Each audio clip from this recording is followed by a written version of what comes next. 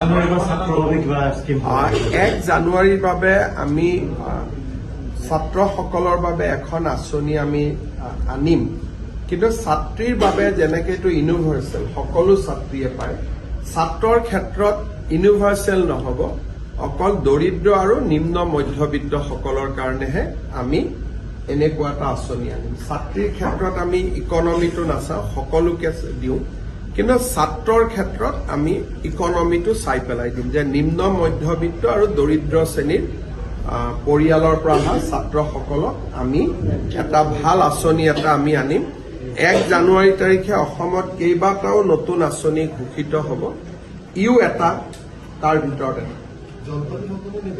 জলপানী হ'ব, মাহে মাহে যিটো জলপানী পায়। আমাৰ কথাটো হ'ল ষ্টুডেণ্ট যাতে পঢ়ি থাকে আৰু দেউতাক মাকে যাতে বাৰ্ডেন ল'ব নালাগে। গতিকে ছোৱালীৰ ক্ষেত্ৰত এতিয়া দেউতাক মাকৰ বাৰ্ডেন 50%, আমি 50% লওঁ, ক'ৰবাততো 100%টো হৈ যায় যদি ঘৰৰ কাষতে স্কুল কলেজখন আছে।